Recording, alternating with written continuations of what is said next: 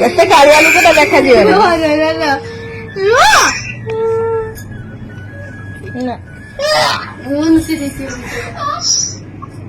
ତ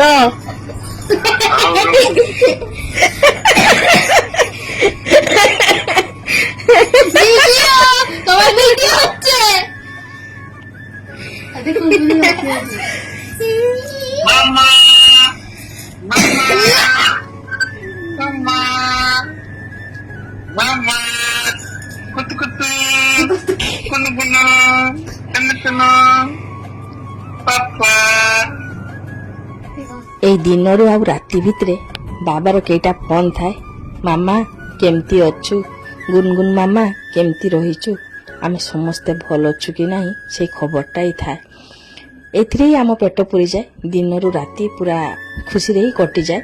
ବହୁତ ବିଶ୍ୱାସରେ ସମସ୍ତେ ଘର କରୁଛୁ। ଇଚ୍ଛା ହୁଏ ସ୍ୱାମୀ ଆସିକି ଘରେ ଥିଲେ, ପାଖରେ ଥିଲେ ମୋର ଅଧେ କଥା ବୁଝି ଦିଅନ୍ତେ, ମୋତେ ଟିକେ ସପୋର୍ଟ ହୁଅନ୍ତା। କିନ୍ତୁ କ'ଣ କରିବା, ସଂସାର ତାଙ୍କ ଛୁଆମାନଙ୍କର ଆଉ ମୋ କଥା ବୁଝିବା ପାଇଁ ହେବ, ଆଉ ମୋତେ ଏଇ ଘର ଦେଖିବା ପାଇଁ ହେବ। ମୁଁ ଚେଷ୍ଟା କରେ ଏଇ ଘର ସମସ୍ତ କାମ ସୁଚାରୁ ରୂପେ ତୁଲେଇବା ପାଇଁ, ତାଙ୍କର ଭରସାକୁ ଜିତିବା ପାଇଁ। ବାସ୍ ଖୁସି ଏତିକି ଲାଗେ ଯେ ସେ ଆମ ସମସ୍ତଙ୍କୁ ସପୋର୍ଟ କରନ୍ତି। ମୋର ତାଙ୍କ ପ୍ରତି ଅତୁଟ ବିଶ୍ୱାସ, ଆଉ ତାଙ୍କର ମୋ ପ୍ରତି ବି ସେଇ ବିଶ୍ୱାସଟା ରହିଛି। ସଂସାର ଆଗେଇ ଯାଉଛି। କଷ୍ଟ ଲାଗୁଛି ନିଶ୍ଚିତ ଯେ ପାଖରେ ସିଏ ଥିଲେ ବେଶୀ ସୁବିଧା ହୁଅନ୍ତା, କିନ୍ତୁ ସେଟା ହୁଏନି। କ'ଣ କରିବା, ଆଗରୁ ଏଇ ଜିନିଷଟା ଅନେକ କଷ୍ଟ ଦେଉଥିଲା, କିନ୍ତୁ ଏବେ ସମୟ କଟି ଯାଉଛି ଏଇ ଛୁଆମାନଙ୍କ ଖୁସିରେ। ବାପା ପଚାରନ୍ତି ଛୁଆମାନଙ୍କୁ କେମିତି ଅଛ, ମିନୁ ତୁ କେମିତି ଅଛୁ, ମୁଁ ପଚାରେ ତମେ ଠିକ୍ ଅଛ ନା। ସକାଳେ ଉଠିକି ଆଗେ ଫୋନ୍ କରେ ତମେ ଠିକ୍ ଅଛ ତ, ଭଲ ଅଛ ତ। ବେଶ୍ ଏମିତିରେ ହିଁ ଆମ ଦିନ କଟିଯାଏ।